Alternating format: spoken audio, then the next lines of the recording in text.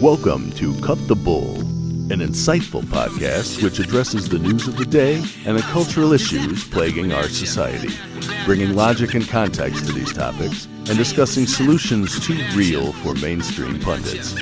Now, here are your hosts, Charles Love, Shemeka Michelle, and Wilfred Riley.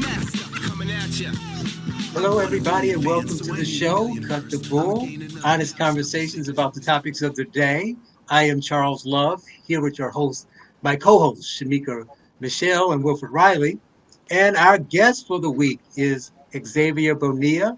He is a licensed clinician. He has a doctorate in psychology and a podcast called Converging Dialogues. That's right. So hopefully we will get a chance toward the end, as we did last week, to talk a little bit about what he's doing on that show and let him promote it and talk about what he's trying to do. But we want to start off with the topics of the day. And leading off is Shemeka. We're talking a bit about critical race theory, which has been in the news a lot. Everybody's talking about it and kind of want to give our take on it. So Shemeka, let's start with you.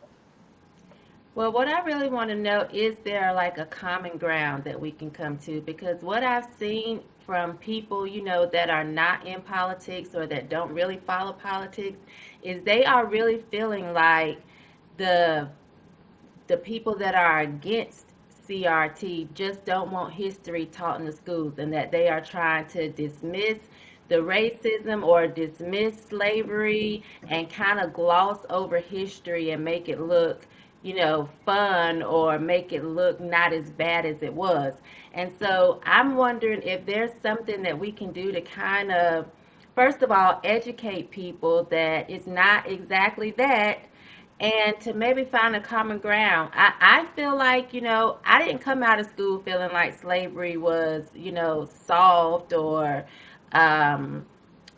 something that should be glossed over. I didn't feel like that. I felt like the history that were taught was sufficient, and anything else I felt like maybe should have come from the home. Like a lot of the things that I feel like they aren't teaching in schools, I teach my children at home.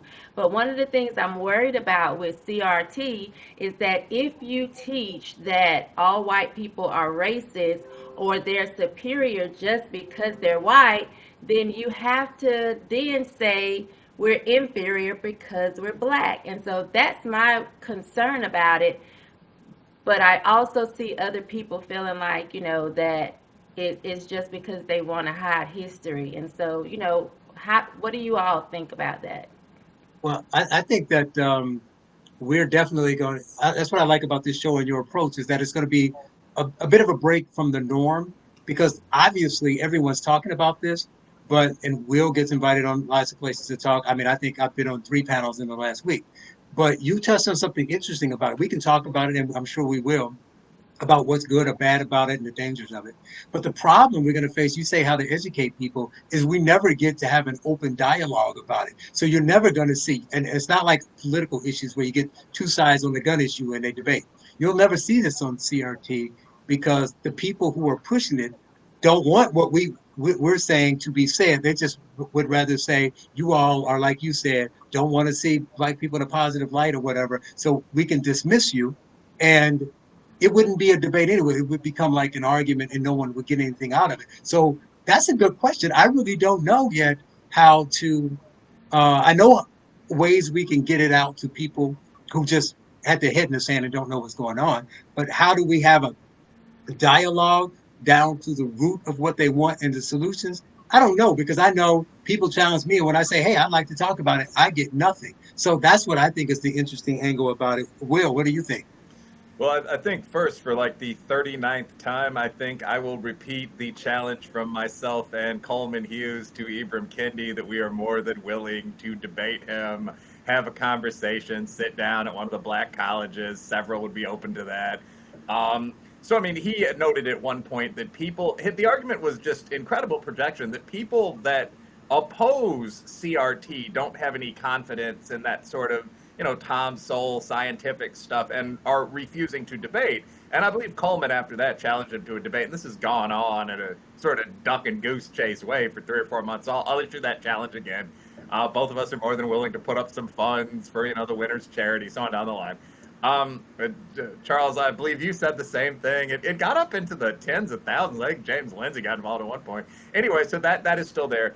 But I do think that in politics today, and I mean, I lean toward the right, but both sides do this, there's an incredible amount of, frankly, just bullshit where people mislabel things wildly, like actual Antifa fighters and their all blacks are presented as like anti-racist protesters.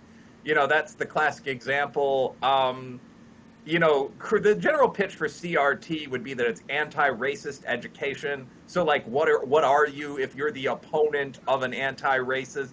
So it's all this projection, and again, obviously, going back to weapons of mass destruction, the right sometimes does this too. To me, critical race theory is 3 basic points. One is that racism is everyday and normal, and it's in everything. So that facially neutral systems like intelligence testing or locking up rapists really exist to oppress someone. Blacks usually, poor whites if you go back to classical Marxism, Hispanics, so women. So that's point 1. Everything is oppressive. Point 2 is you can tell this because any disparities exist. So the reason that blacks trail whites on the SAT is that the test is racist. We just need to figure out how. In the meantime, maybe don't give it.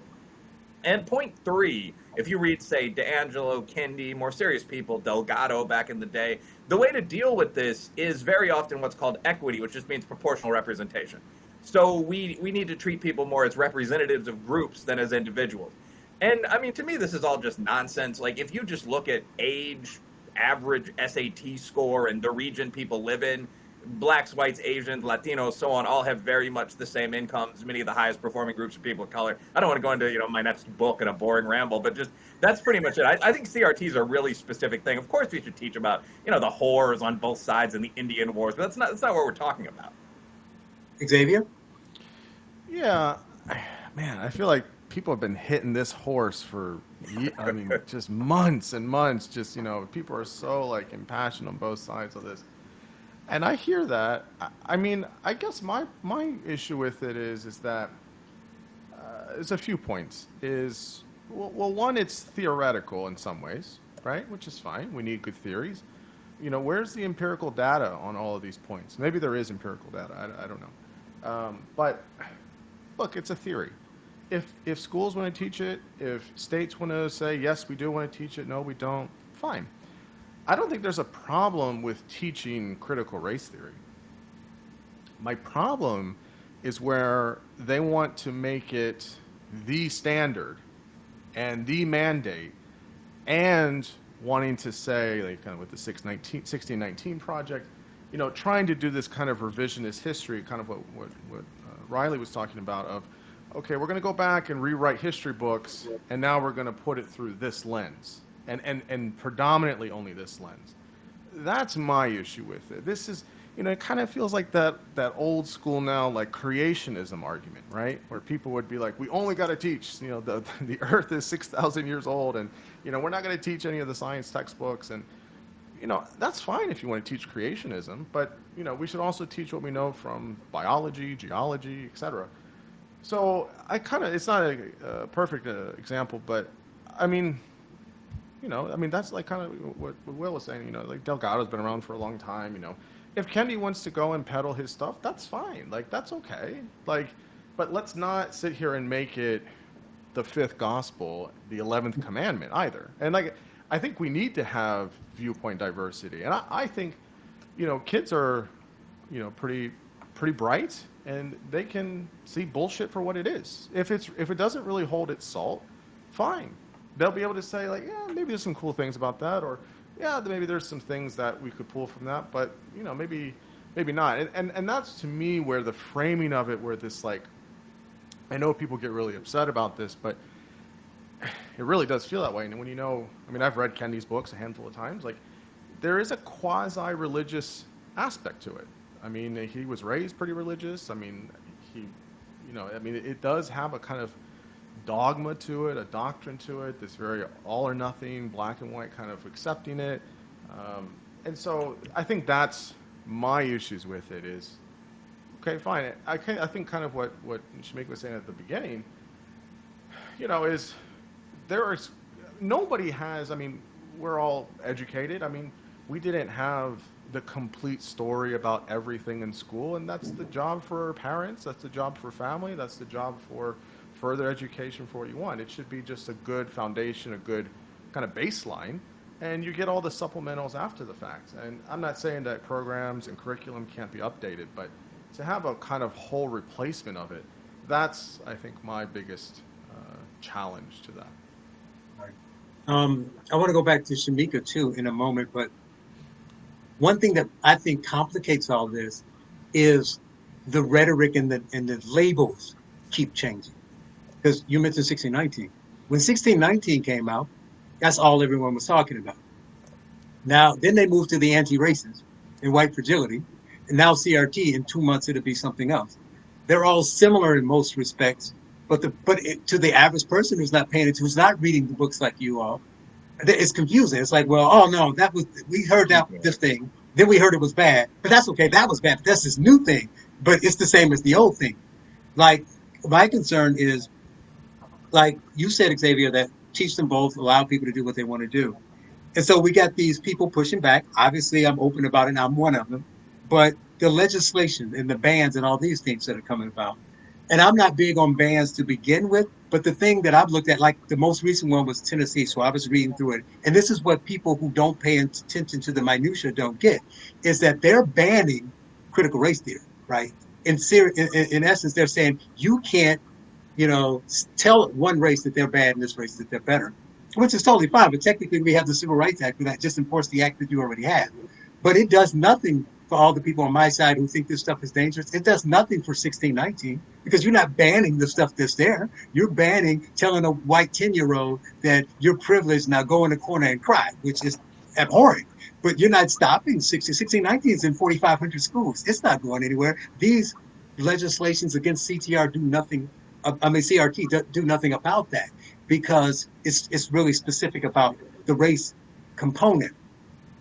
And so if we're talking about what we're teaching and how we're teaching, how we get a well-rounded education, which is what they're saying they want to do, the project isn't really pushing for well-rounded. It's like you said, revisionist. They openly say this is the history, this is memory. And schools are just like, yeah, that's cool. But then when people say, I don't agree with it, we're able to then go to the Kendi school and the Robin DiAngelo school and say, well, the book says if you disagree with it, you're a racist, case closed, you don't get to speak. So what you said makes total sense in the abstract, but since the people who control the conversation won't allow both sides, in theory, you're just going to end up with the one side thing anyway. But I wanted to go back to Shemeka because Shemeka's point is really, what do we do and how do we get average people to understand it? And I don't really know what that answer is. Do you have any thoughts, Shemeka? Well, for one, why was public school created? From my understanding, I was told that public schools were created to teach children about God, country, and family. And I want to know what's the intention or purpose for public schools now, because it just really seems like a lot of them are indoctrination camps for whatever is popular at the time, I guess. And I think we need to figure out what the purpose of public education is and then stick to that. I'm gonna throw it to one of those PhDs of those doctors over there, but I will say it's different though, because when they started the public school, you talk about originally, it was because the elite were being educated, and there was a large number of kids who had no education at all. So it was a whole different thing anyway. It's like get rural America and all these 8-year-olds who have no schooling and give them some schooling. So it's totally different now anyway. But Will, what you got to say about that? Well, I think there are a couple different things there. So first of all, the idea that CRT kind of renames itself is actually a really common technique with any unpopular kind of quasi-radical movement. Like Ben Shapiro, the conservative commentator, once gave a speech about the alt-right that I thought was pretty good. But one of the things he mentioned in passing was that the alt-right never calls itself the alt-right. People refer to themselves as, groypers. I'm an America First nationalist. People say that they're in the right of Tuckerverse or the manosphere, all this other crap. And it's all the same thing. Like, just to ask them about the Jews, And so this is this is pretty much what I think with the CRT. There are a lot of people that I argue with online. Xavier's actually in this group of like academics that'll quarrel back and forth across political lines. But I mean, like, if I'm talking to, Rod Graham comes up, or, Kevin Bird, I think is the It's Birdemic guy on Twitter, a couple other people, what they will almost invariably say, and there are quite a few of these people, Angel Eduardo is kind of at the center of that debate, and no dislike for any of these guys at all. But I mean, if you say, look, this CRT crap can get problematic, most of it is, certainly at the fringes, their response will invariably be, well, that's not CRT. Ibram Kendi does not identify as a critical race theorist. He identifies as a black critical theorist. And you can have these endless philosophical debates, and I actually respect that point. But I do think that it's very, very hard to pin somebody down when they're no true Scotsmaning as to what their philosophy actually says. So, I mean, I think that when you're talking about CRT, most people would probably recognize a philosophy that talks about disparities equaling discrimination, white privilege, cultural appropriation. Any of those buzzwords would be CRT to most people. So that would be my breakdown of how to identify that. What to do about it?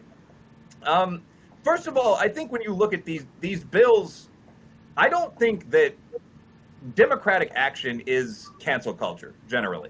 I don't think it is. So if you have a bill that's passed that prohibits the teaching of racism, I can tell you that that's going to affect a couple of different things that are philosophies out there in social science, from quote-unquote IQ hereditarianism, which is now virtually taboo in journals and schools, to critical race theory. So if people pass a bill where they say, look, we've looked at the hard Hared explanation, we've looked at the CRT stuff, we don't want to teach anything that meets this definition of racism. I mean, you can fight against that in the state legislature or something, but that's very different from trying to unprovokedly fire people or something like that. The one thing I will say about the CRT bills, most of them seem to prohibit this as the core of the curriculum. You won't have like a curricular structure, would be the language, that's based around teaching, IQ hereditarianism or critical race theory or any other critical theory. That doesn't mean to me that you can't teach it. I mean, one of the best lines I've ever heard is from a philosophy professor who said, in this class, we're going to learn a lot about what Jesus said. We're going to learn some about what Muhammad said, some about what Buddha said, but we're not going to say that stuff is absolute truth. I'm not a Buddhist. We're going to talk about this because this is a philosophy of religion class. So if in social studies, I would imagine you'd almost have to teach from some CRT text, Howard Zinn or something. Yep. But you're not saying that's reality. The next assignment could be from Glenn Lowry or something like that. I would oppose having a CRT curriculum in school. And I think most people know what that is. And it looks like people are opposing that nationally. But to some extent, the real answer here is competition. Conservatives or centrists can't just seem to be against at every single new theory that's interesting. The question is, what do you have to offer? And I mean, like 1776's curriculum, which is just sort of mainstream, pro-black, it's pretty well written, has actually been adopted by about 7,000 schools. So, we're ahead of them if they want to play this game. That's what's actually going to change the tide. Like, who is one of the four of us, is Shemeka, or am I, in like a good black school pitching the black center-right curriculum? That's what's going to stop this from being as prominent. You can't just say, like, no, you damn hippies are at it again. They are at it again. They are at it again. Conservative weakness, like the communists are trying again. You have to have something to respond to that with. Right. Yeah. Xavier, I want to ask you this as the resident center-left guy. What do you say to the point of which is not said enough, there's so much attack on it or so much push of it, there's in most of these cases, I just say, give the people their argument and say, okay, the country's racist, we need CRT. Where does this end? Just to take it to its logical end.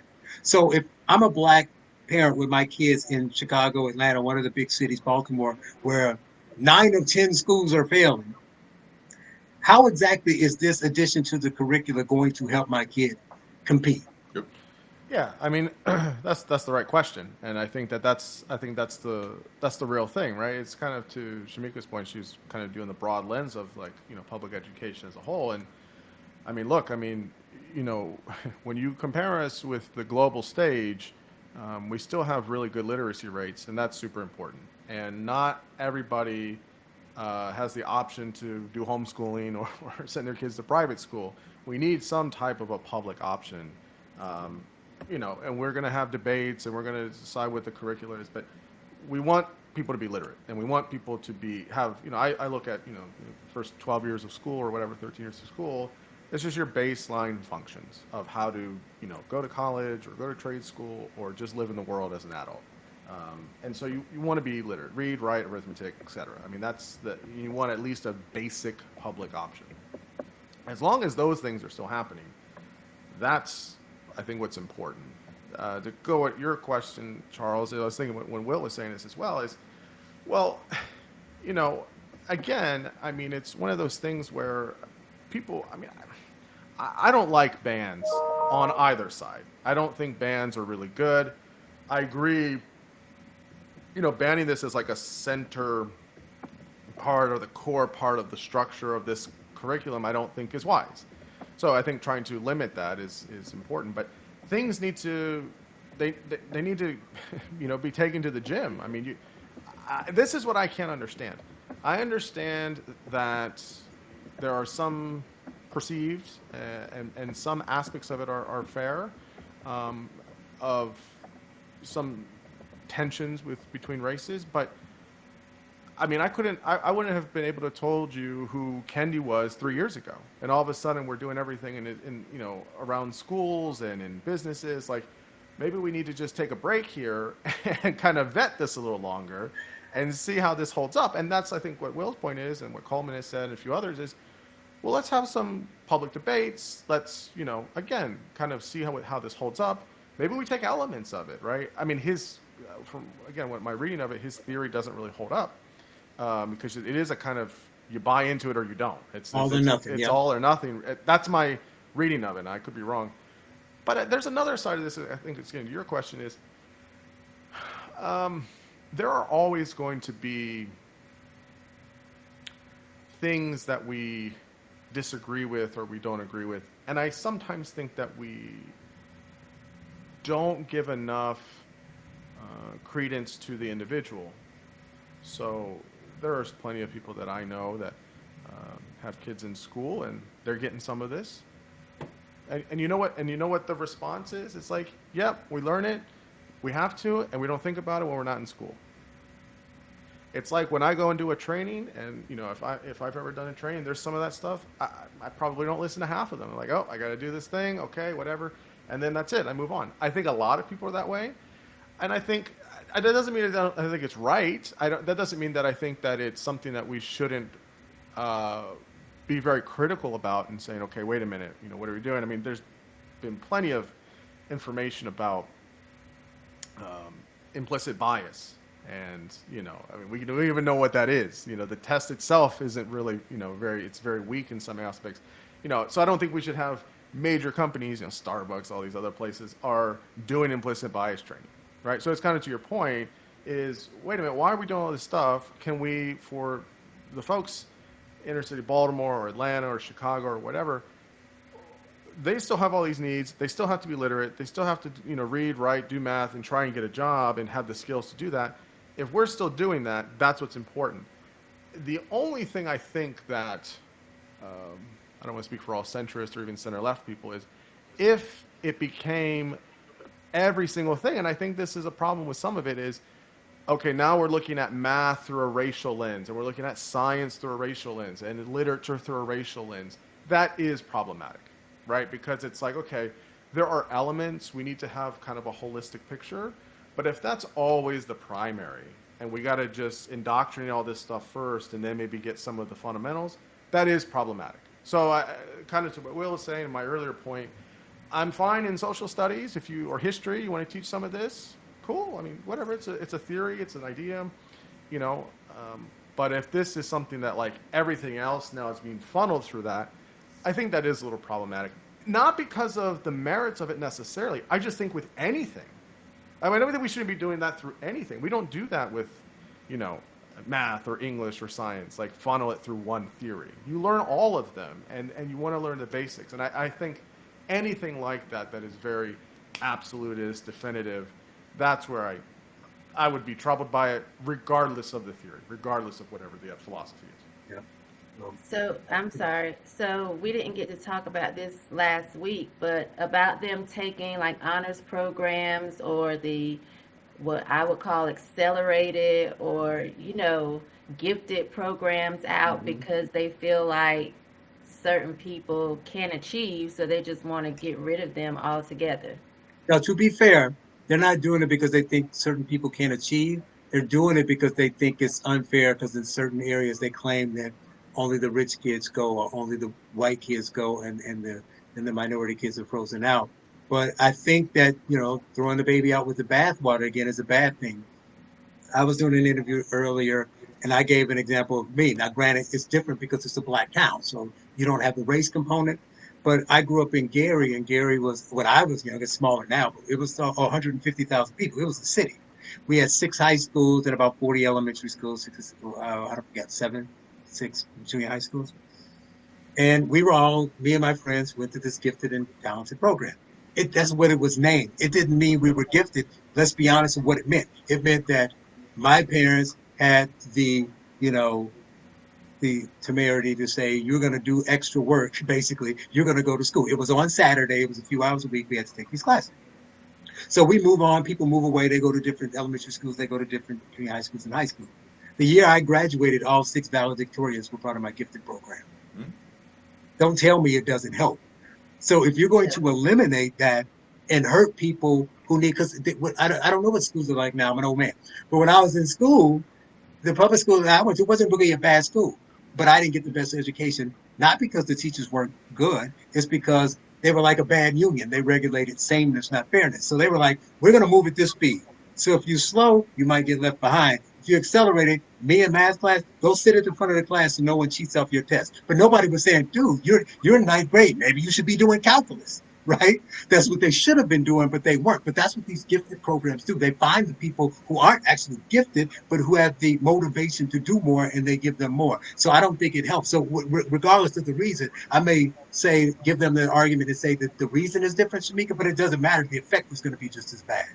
Right, because we did have accelerated and AP classes, and I went to a predominantly black school with a lot of people that were really poor, and they did do better. And my children went to a charter school, and I heard parents that didn't like the ability grouping because they did ability grouping there. My children were high. They were always in the high classes, and I loved it. But I understood the argument with some of the parents whose kids were in the lower classes. That's where a lot of the behavior issues were, and they felt like, their children weren't going to want to succeed because they were in a group of people who were just doing the bottom, whereas I didn't want my kids with those that were just doing what was on the bottom, because I wanted them to be around kids that were smarter or more determined to do better. More So determined is probably even more focused, more determined. I want to go to Will, but 2 points about that. Even if you take away the tracking, again, most people aren't dumb, right? You stop scoring in sports. I still know I outscored you, Will. I don't need you to put it on the board. So the kids will still know, regardless of what you do with the tracking. They know the people who are paying attention and doing more and who aren't. And the other thing is, the only way they can fix it is to take it away in the schools where they're mixed races, but in the black schools, leave it. But then again, that would be racist. Will? Yeah, getting rid of gifted programs because you might have a disproportionate number of Asians or whatever in them is just idiotic. I mean, that's going to hurt all of the white and black and Latino kids that would have been in those programs too. So, I mean, what you're saying is if Asian people make up 10% of a school, but they are whites, let's say, in an inner city school, make up 10% of the school, and they make up 20% of the gifted program. We need to get rid of the gifted program because that indicates racism. That's one of the stupidest things I've ever heard. That was not designed by someone who went to a gifted program earlier in life, I would strongly suspect. And I say that partly as a mean joke, but also quite sincerely. There's a lot of hostility in a lot of professions, like the woke side of education, toward the idea of performance. And I'd be really interested in seeing how these people who are criticizing everything from varsity athletics to gifted education did themselves earlier on. I think you see that kind of, haterade drinking sometimes going on. But in practice, I think it's a dumb idea to get rid of a program that is generally going to be 40+% minority gifted kids because of Because these it's not divorce 80. ideas. What you're going to do is just consign all those minority gifted kids and also all those urban white gifted kids who matter equally to worse, poorer classes. I mean, this came up recently when they were talking about the New York City elite schools like Bronx Science and Stuyvesant and all stuff. Whatever, I'm from Chicago, but I mean, like they were talking about these schools, and they were trying to present this as though there was a significant contemporary issue of white racism, not what you could call systemic racism and what I would call social class of, weaker infrastructure and more lead-based paint and so on in poorer areas, but as though these schools now were trying to exclude, say, West Indian kids or something like that. And if you actually, it seems so unlikely that I actually unpacked the data and looked at it. And I found two things. Like, first of all, in the 1990s, there used to be a ton of black kids that went to these schools. It was never more than 7 or 8% of the school population, but there are thousands of people that go to them. I mean, New York's a giant global city. What seems to have cut the percentage of black people so dramatically, it was like 8 last year at Bronx Science, is that there aren't gifted programs feeding into these schools anymore, which are some of the best schools in the world. So regardless of whether the white guys or the black guys did a little better in a particular year, if you remove that kind of science education program, you're not going to go to a magnet school or go to an Ivy League college, most likely. That's point one. Point two, there weren't that many whites that got into these schools either. That was the thing that was most striking. You kept seeing this data like there were 230 white kids and only, 9 black kids or whatever. There are, again, 1,000 plus people in the school. So they were just omitting the fact that there are 700 East and South Asian kids that got into the school, because after their gifted programs were taken away, they still went home and studied with their dad or got a tutor. Big Brother came back from college and tutored them after track or basketball practice. So to the extent that minority, black or Latino kids or poor white ones don't necessarily have those same resources, removing that standardized gifted program hurts the most disadvantaged kids the most. So this is just idiotic. One sentence, it's extremely easy to get to equality by making everyone fail.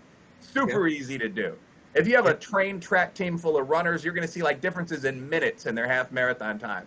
If no one runs at all, everyone's going to do the same plodding 10 hours. So there's a tendency to pursue that. I think especially on the left, but a lot of times in bureaucracies, like, everyone will do fine. But then no one will do well. All right. I want to go to Xavier, but to your New York point real quick. You talked about the public schools. Another key factor is that de Blasio wanted to change the admission because he felt that the number of minorities was unfair. Like you said, too many Asian. That is literally against the letter of the Civil Rights Act of 1964. It literally says for schools, we're going to do all these things to desegregate the school, but then it says you cannot use this act to fix a perceived racial imbalance. The one last thing, the wildest thing about this is that these groups aren't white. Like, now, first of all, no, you can graduate to white. If you're a minority and you do well enough, Asians are white now. But I mean, like, white is an intangible term. Like, you could argue, like, me or Xavier's half Caucasian and something like that. I mean, so, like, I don't think these racial categories at that broad census level really mean a whole lot. But if you want to argue that anybody's not white, it would be Asians and West African black people. Those are like the warriors from the other great civilizations that fought the Westerners, like Nigerians and Japanese people and stuff. Until they get a 4.0 grade point average. Yeah, but like Sikhs from India, like these are the other great civilizations of the world. This is like Africa. This is the subcontinent. So this idea, like, well, they've adopted one of the white man's philosophy of showing up on time. It's just the most patronizing nonsense I've ever heard, bro. It really is unbelievable. Xavier, I don't mean to rush you, but I do want to get to know another topic. But I want to hear your take on it, though. Yeah, I mean, I don't have. I mean, I'm not an expert in these issues, but I can hear. I mean, briefly I agree with Will. I mean, like, I mean, maybe not on everything, but the spirit of what he's saying is that's the stupid part. Like, yeah. Nonsense. We both can look white. I mean, that's true. That is true. Look. I mean, those programs exist for kids that have the capacity to do it.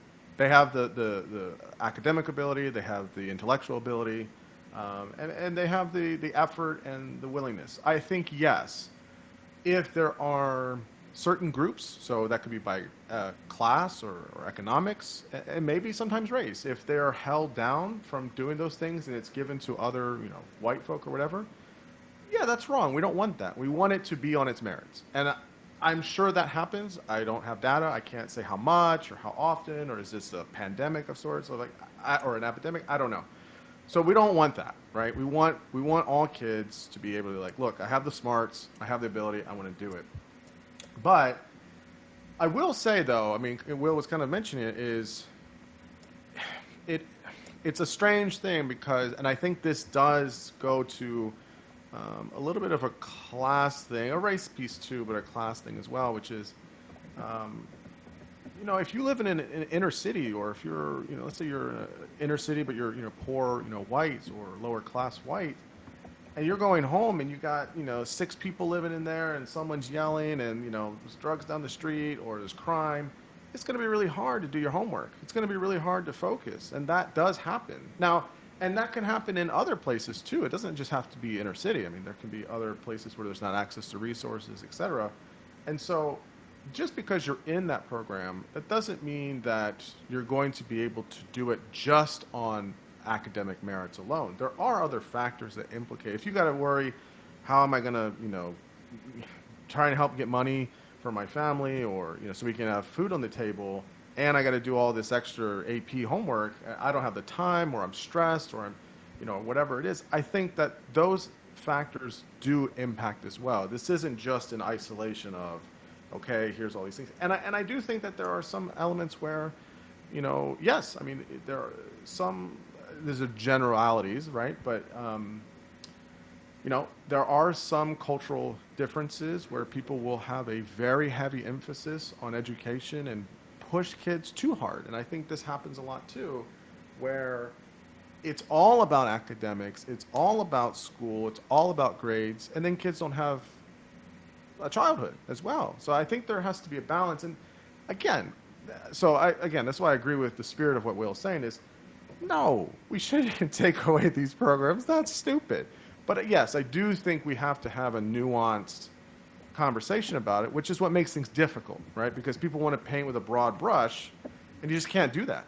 You can't do that within the same district, definitely not within the same state, and definitely not nationally. And I think we have to allow for, I mean, this really just is a conservative argument, right? Of how do we have more localization? How do we have more community involvement for people to be doing this? I mean, that really is the bedrock of the conservative argument in some ways. That has to be very active, and people have to be involved with really important things like school board and stuff like that to make those kind of decisions of what makes sense. So those are my brief thoughts. Right. And my next topic is funny. This is all heavy stuff. It just happens that they came up at the right time. It's interesting, and you don't hear it talked about the way we talk about it. But Shemeka wanted to talk about feminism. And the thing about it is, I was like, yeah, that's out there. So, because the race thing is not enough. We talk about feminism. But she had kind of an interesting twist in that most of the time you hear about it, they're talking about whether they're on the 97th wave and, what's the right way to do it and how do we do something about the 12 cents that women are making to all these exaggerated, every man is evil kind of things. But she just simply said that she was in a recent conversation, but she brought it to me and said, is feminism good for Black women? So tell us about that, Shemeka. Well, my answer is no, it is not good for us. But what it seems to me is that we seem to be the only race of women that constantly feel like we don't need a man. And I don't see that with other races. Of course, I'm not around a slew of, but I never hear white women saying, I don't need a man, or that, of course, I'm sure there's some, because those are the ones that I, see pushing that on Black women. But it's almost as if they say it out in the public, but then they actually go home to a man. Whereas we've really kind of, grabbed it and nursed it and really feel like we don't need a man. I don't see Indian women constantly putting their men down. I don't see that from other races. So I do feel like it has hurt Black women, the most. I think it will hurt in the long run. I actually think, unfortunately, the reason it catches on, and it's interesting because in the short term, it kind of helps. I mean, we talk about we'll give you all the stats all the time, and he'll tell you that we all know that the highest percentage, well, across the board, these households led by single women is pretty high. I think it's around 39 to 40% on average in the country. In the 70s for Black women. So if I sold you that narrative and you're a single mother, that would one kind of give you some, if you're feeling bad or you're thinking that the culture of society is looking down on you, that can prop you up. So in the short term, people might embrace it because of that. And two, a lot of it from a legislative push. Like when Biden says, we're going to, help the women and we're going to even this thing out. It's all about women pay, women in jobs here. We need to put people in positions. So some people will just say, in theory, I think it's crap. But if it's going to give me, extra money in a better position, I'll sign up for it. So you might get that in the short term, but in the long run, it's going to help society. It's going to hurt society, hurt the kids and that kind of thing. But I can see how initially some people would embrace it more. Will. Yeah, I think that's an interesting one. I'd actually be kind of interested in hearing some more of what Shemeka has to say about this, her being a woman and all. But I mean, in terms of woman classic, the traditional version. Right. But basically, looking at this seriously, though, I really, if I had to comment on this, I think feminism obviously was needed up through about the second wave. I am familiar with the waves of feminism. I mean, the first is basic civil rights, voting.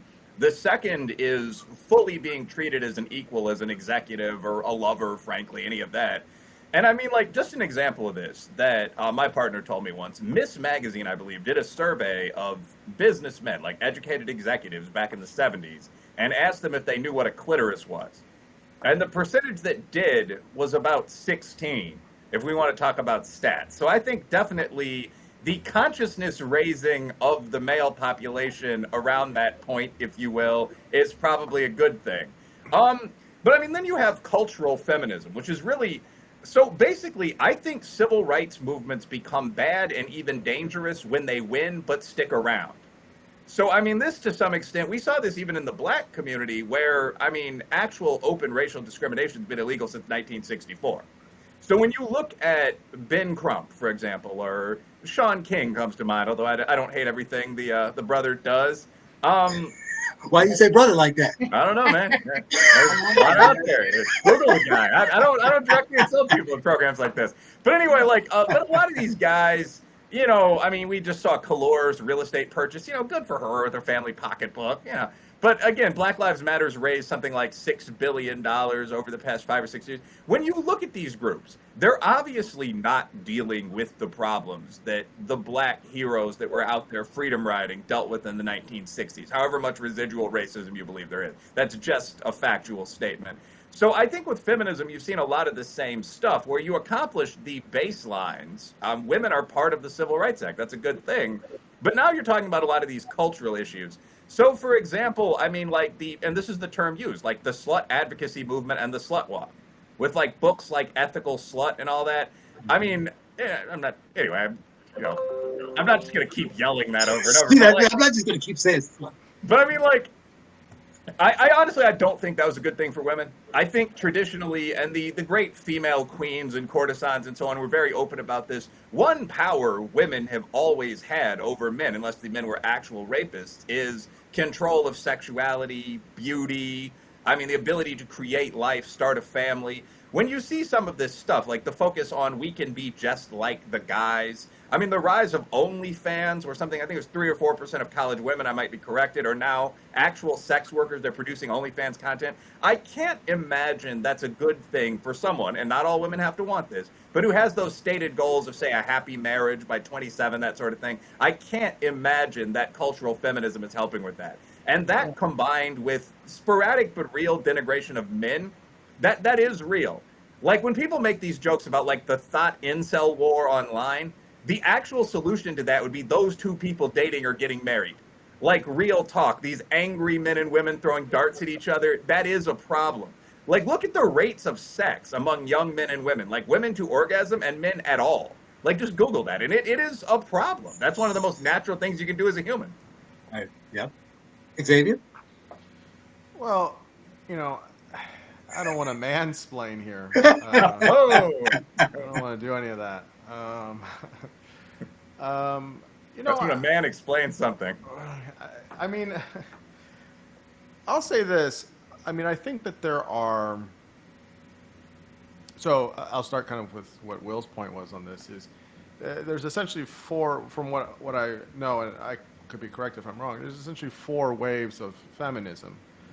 You kind of have Wollstonecraft, which is kind of like your basic civil rights. You know, that we're people and we have civil liberties. You have second wave feminism with de Beauvoir and Betty Friedan in the 60s and 70s, you know, which is where there's some kind of equality in terms of, you know, as they're entering the workforce with men, et cetera, and many other things. Third wave is usually Judith Butler. That starts to get with some types of different ideas with identity.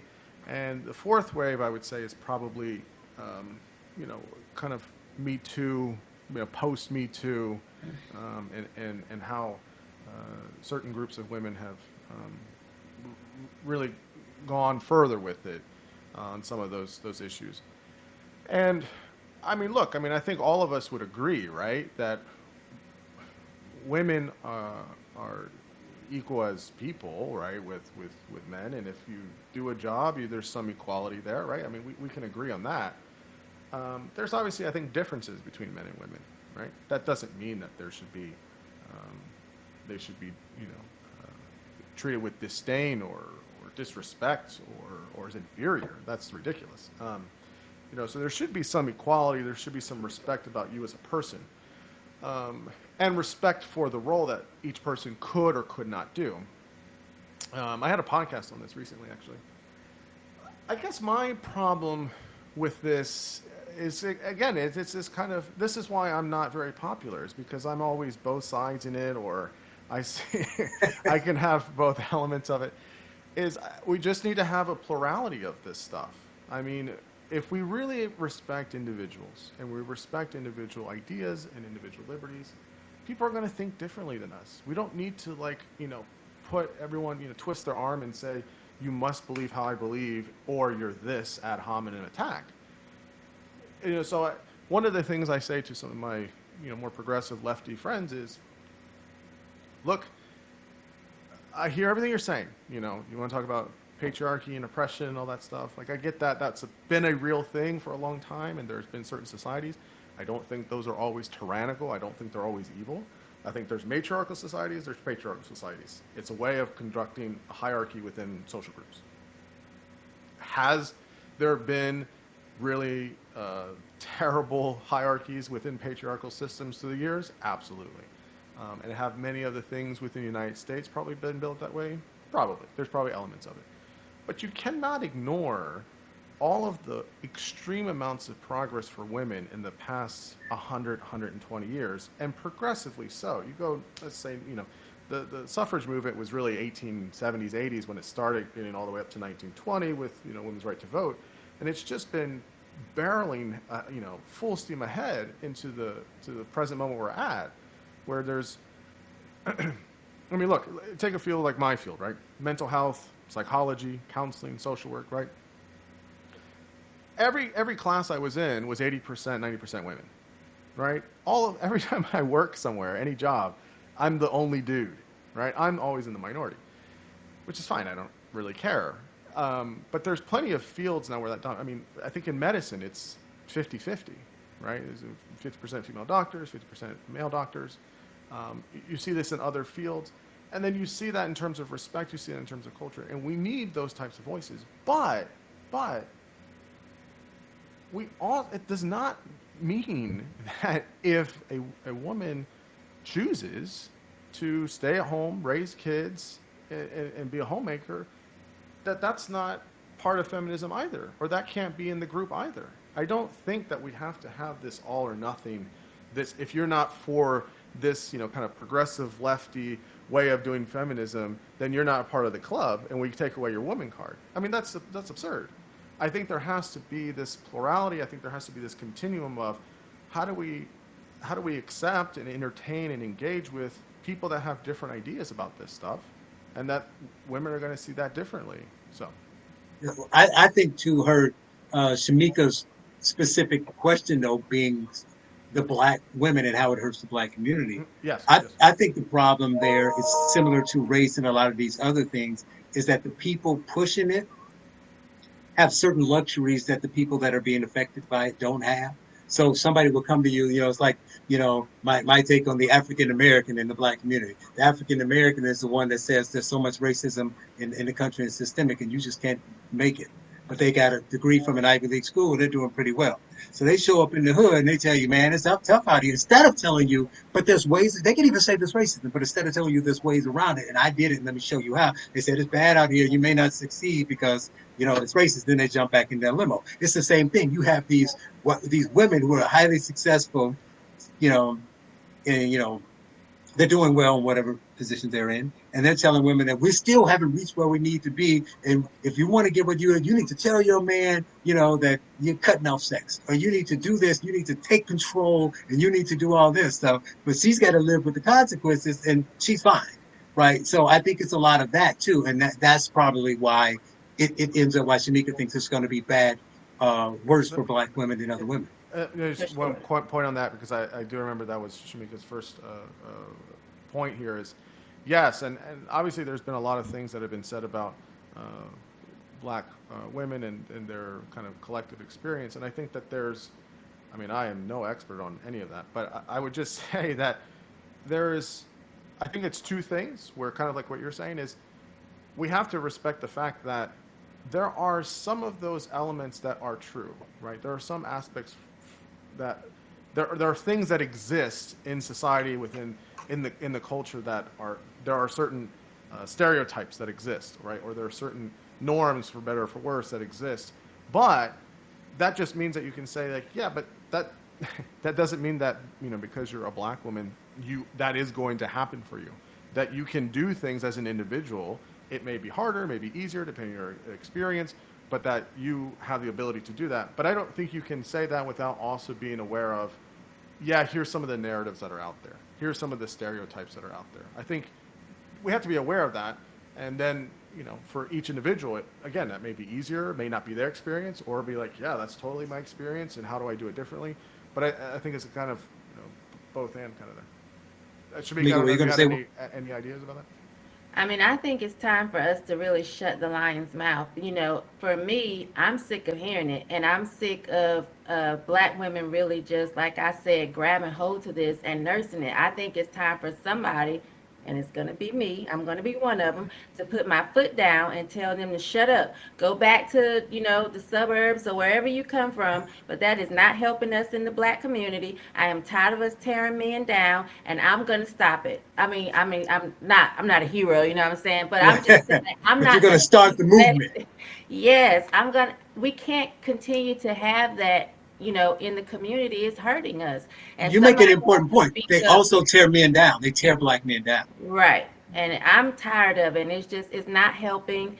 And somebody has to, start to speak up about it. I think for some things we can be a little bit more open and say, but for this, it seems to be getting worse. And so I think it is time for someone to just, come against it really hard. It's time to be aggressive at this point, because it's not getting better, it's getting worse.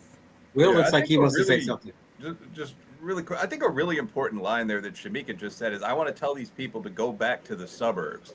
And I think that's exactly accurate. Almost all of us are from large urban areas. And the simple reality is that a lot of these spoiled upper middle class kids focus on these identities like I'm black or I'm bisexual, because those represent, to me, almost their only potential chance for oppression.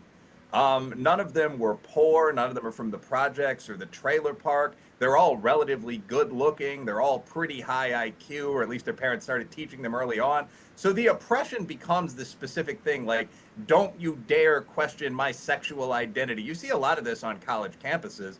And what this often leads to is this idea that being hood, failing, is the authentic black or whatever identity. Being a revolutionary single woman is the authentic female identity, and all this. And I think that's mostly crap. Just like when you actually look at like people that are in radical leader positions in civil rights organizations, or even things like my favorite hip hop artists.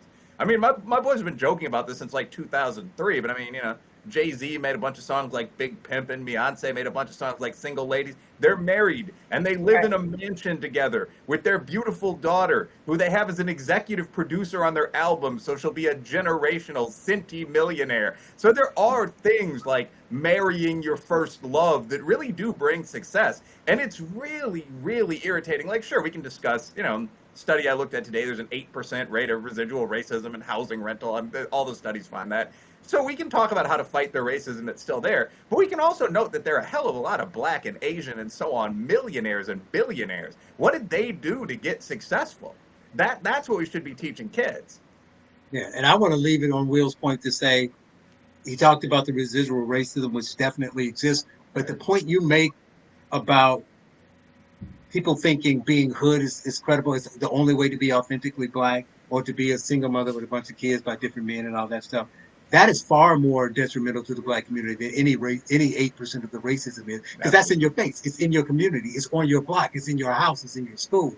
That racist probably doesn't want to be around you. So it's going to affect you far more to try to live up to that than the other things. So I wish we were focusing on that. Let me just one. Everybody want one more. Go ahead. Yeah, what Will's point is that, again, per usual, right? I agree with a lot of the spirit of what he's saying. Is a lot of this does come on class. It does, because what he's saying, there are plenty of Black folk that have made it to the middle class or very wealthy. You can't do that as easily relative to being Black in other parts of the world, right? Because it's a class issue in many aspects of it.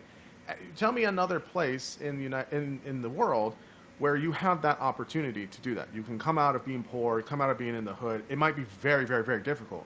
Yeah. But, and this is for Latin, Black, poor whites. But I don't know if you can do that in Brazil. I don't know if you can do that in India. I don't know if you can do that in other places in the world. You have a better chance here in the United States. And I think that's important to still remember with some of these issues. That's a great point. And everybody keeps one more, so I'm on one more, you're one more. The other thing that is interesting, though, with America is that, here we are, Cut the Bull, we say stuff that's rarely said. We shifted what people believe by what success is, right? We used to be the single family home with the white picket fence. Now it's like we see Jay-Z and we want to be like Jay-Z and LeBron. So I might be in the South where the median income is $50,000 and I might be making 63, and I'm doing all right. I can afford to go on vacation. I'm good, but I'm not satisfied because I don't live like the people I see on TV. So not only are you right about where else can you do this, but do this doesn't have to be LeBron, right? Do this could be, I got a car note and I can pay it. I got my own house here. Some people don't have even doing plumbing in the world. Some people walk 2 hours to go to school. So you technically have a pretty nice life, but you're basing it on something that's artificial and it's throwing off your view. Yeah. I want to go ahead. No. Well, this one actually will be pretty quick, but I mean, you're ending it. Go ahead. What's up? I said you're ending it. Go ahead. Oh, okay. Well, fair enough. Get the last one. But basically, no. We used to say keeping up with the Joneses. A friend of mine who's a local hip hop artist has a song called "Keeping Up with the Combses," where he's referring to, P. Diddy Combs' family, and he's talking about the impossibility of trying to be that image that you see in hip-hop, or for that matter, rock or metal videos, and beyond that you see on social media, where the best-looking and most followed of your friends are posting their selected, edited, best-ever pictures of themselves. Like, all day you're surrounded by these people that seem to be ballers, hustlers, business executives, millionaires. And now, on one level, that's not real at all. And on the other level, for those individuals like Diddy Combs, for whom it is real, you don't know those people at all. They're on the other side of the world. They're in a business different from yours. You should go back to competing with your neighbors. You should get involved in those things, from church to a bowling or men's basketball league, whatever, that allow you to see other people and see how those around you are actually doing. There are a ton of things in society, from fashion magazines for women to porn, frankly, for both sexes, to this business image guys are confronted with, that would make anyone feel inadequate. We're all solid, good-looking people, but compare the panel to the men on the panel. Of course, Shemeka would stand out no matter what. But compare the dudes on the panel to the last 4 front pages of Men's Health. That's what we see every day, and that's profoundly unnatural. Try to keep up with the Joneses, let the Combses do their own thing, and veil. Right. Will agree with Will again, as usual. Real quick, because I wanted Xavier to be able to talk about his podcast and tell us a little bit about him. But just your quick points on this juror in the Chauvin case who didn't go to a rally, then did. Xavier? It's messy. It's messy. It's messy. Yeah, I mean, it doesn't look good. I don't know all the facts. I don't know all the details. It doesn't look good. I do worry about. I mean, the only reference point I have is the O.J. Simpson trial, which again is. I mean, I think this is much bigger than that at this point, obviously. But it's just like having this scrutiny over these jurors, and there's probably going to be more that come out after this about, well, this one was doing this, and this one donated to this campaign, and all that stuff. I mean, I always put myself in the position of that person of, look, they're doing their civic duty, and now they're under the spotlight, and they have families and they have a personal life, and now everyone's giving them heat, and like that, they didn't ask for that. Yeah, it's messy. It doesn't look good. I think that we don't know what bias is entirely, right? We do have some ideas of it, but what were his implicit biases? Who the hell knows, right? But did it factor in? Maybe it didn't. Who knows? I get really worried about. I mean, I was worried the whole week of that trial because I knew anything less than what happened, the country would have been in flames, and I was worried about that. It's so hard when things become so politicized that you can't. Every single little thing is under a microscope, and everyone's got a hot take, and everyone's really, really animated for their side, and so my non-answer is it's messy, and it doesn't look good, but I do feel for each individual involved. Still they have personal lives and families and stuff, and that's tough. Will? I mean, this pissed me off because, so I'm on the right, well, center right on a lot of these criminal justice issues. But I mean, to me, Chauvin was guilty. I mean, like, I don't see a reason why that second-degree murder or felony murder is a murder that occurs if you have the intent of committing any felony or any serious crime. I see no reason. We give cops a lot more of a break than most defendants get in court, but I see no reason battery by law officer wouldn't qualify as a potential felony crime. So, I mean, I thought he was going to get convicted of either that second-degree count or that manslaughter count.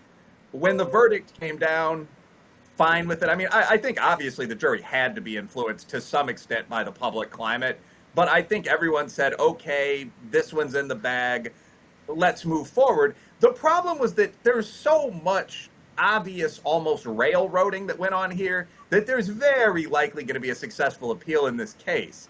Okay, that's the issue here. I mean, you had the president saying we want the right verdict in this local legal matter. You had one of the senior sitting congresswomen going there and all but calling for riots, saying we have to fight, we have to confront them, we have to get out in the streets. We know what she's talking about. So on down the line, and everybody even kind of let that slide. The judge said, okay, this isn't a mistrial, this is grounds for appeal. Then one of the damn jurors went on television and started talking about his decision-making process, and that allowed agent operatives on the right to go through everything he'd ever said. And it turns out he was at the George Floyd knee off my neck rally with the shirt on. Like, bro, I mean, I do want to be a little more formal about this, but the actual result of this crap, of these people pursuing their 15 minutes of fame, so on, is going to be an appeal in this case.